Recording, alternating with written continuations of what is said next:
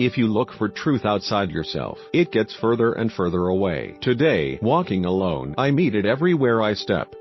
Tung Shan 807-869 Chinese Zen Master. Dear Belle, my fiancé John and I have been together for 2 years. He's 23 years older and suffers from early onset Parkinson's.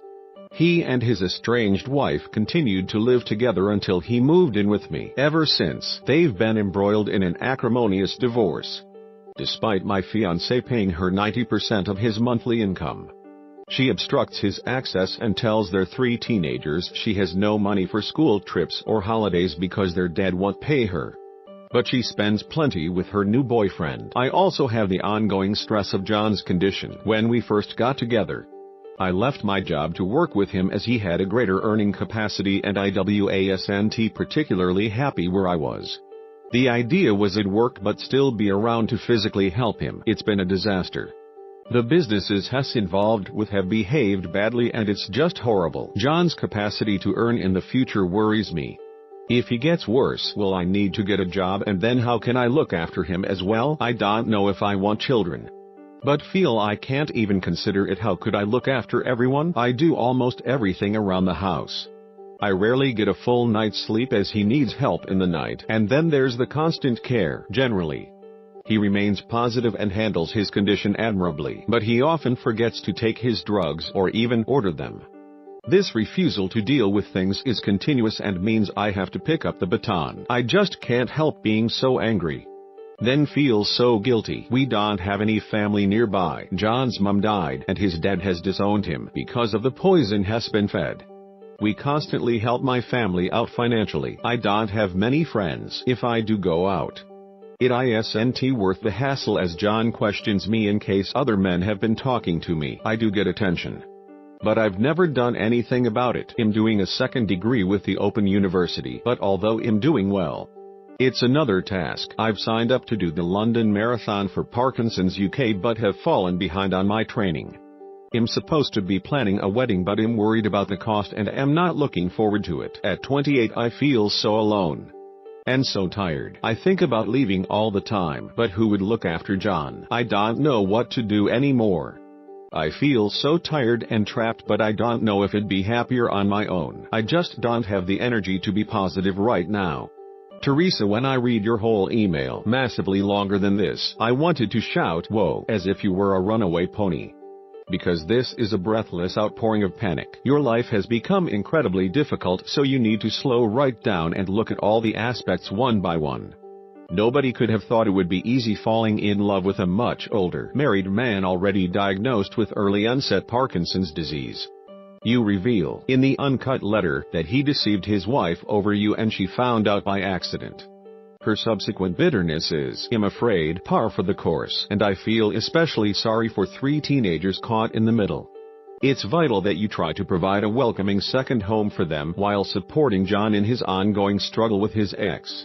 You provide much confusing detail about the business mess. You personally lost money, which will take time to recover. The whole thing is incredibly complicated and it sounds as if your partner hasn't been that helpful to you or to himself. That brings us to his condition, the crux of the matter. At 28 you've taken on quite a burden, and the only way forward is for you to cut down on stress as much as possible.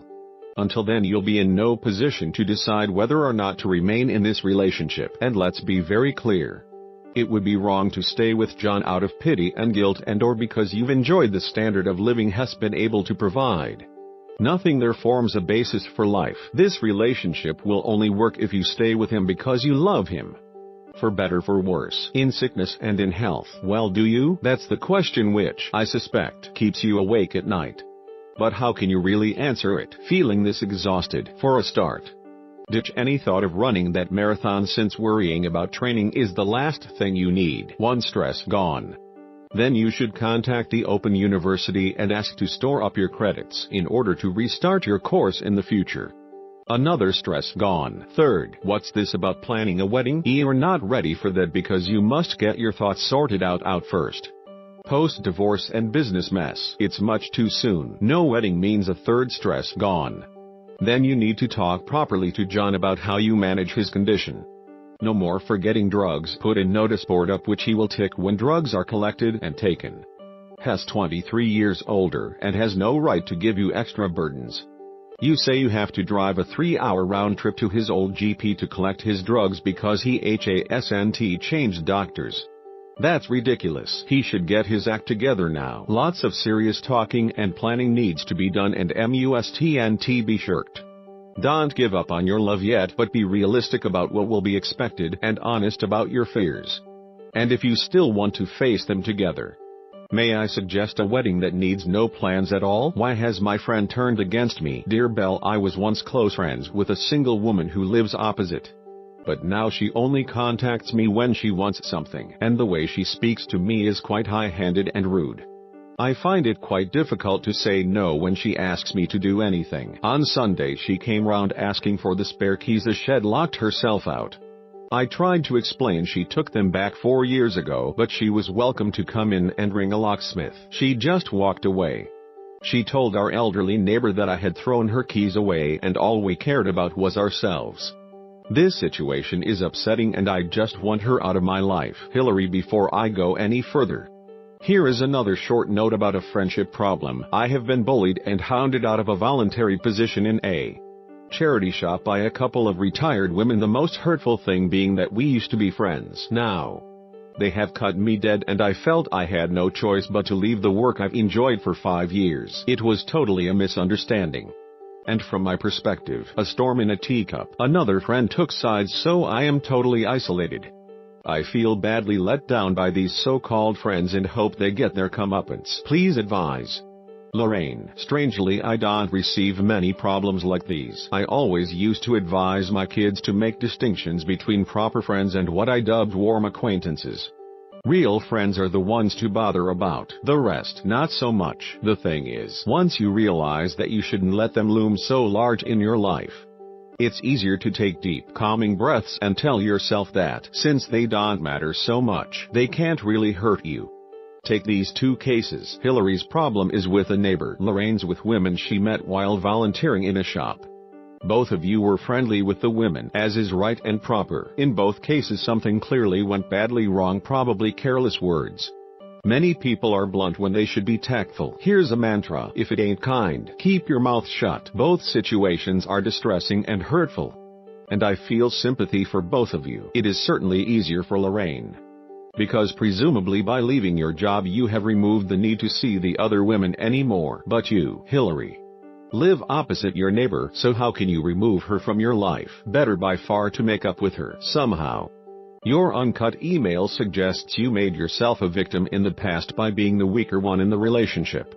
Now the woman is telling fibs about you. So what are you going to do? I suggest you go across the road and say you regret the misunderstanding.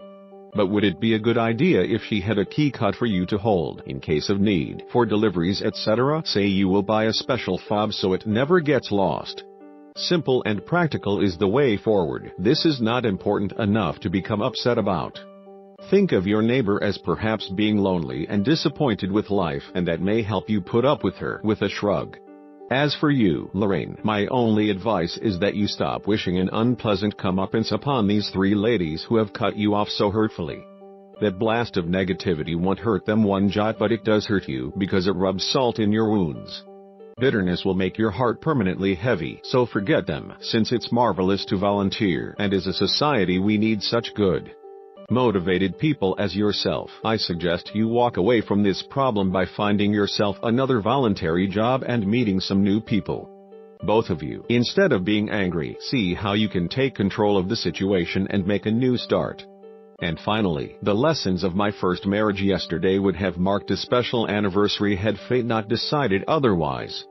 For on February 23, 1968, I walked into a register office after a whirlwind 3-month romance, and thus stepped forward into a future of equality, shared ambition, foolishness, 3 births, 2 children, success, grief, temptation, glamour, woe, excitement, delight, anger, dishonesty, extravagance, gaiety, tears, and terrific conversation. I always assumed my first husband and I would one day celebrate a golden wedding, just as wed toasted silver, pearl, and coral.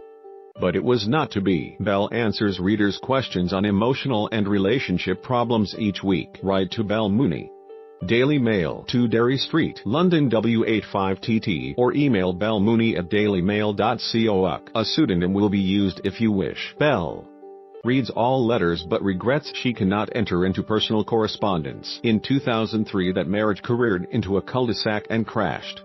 Still, I rejoice at being left with such memories, as well as enduring feelings of affection and respect which make me realize, with quiet tenderness, that the celebration is here, after all, even if in disguise.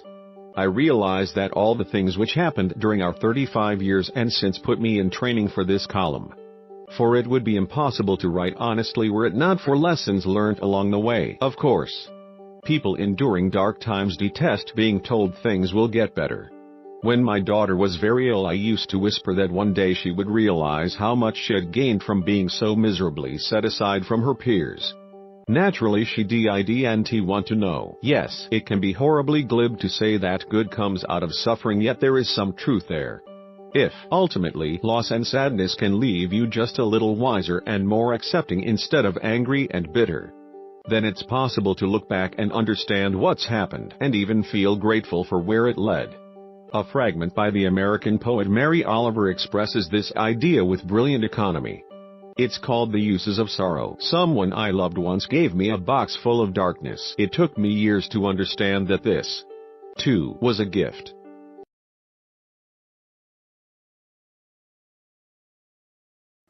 The freaks at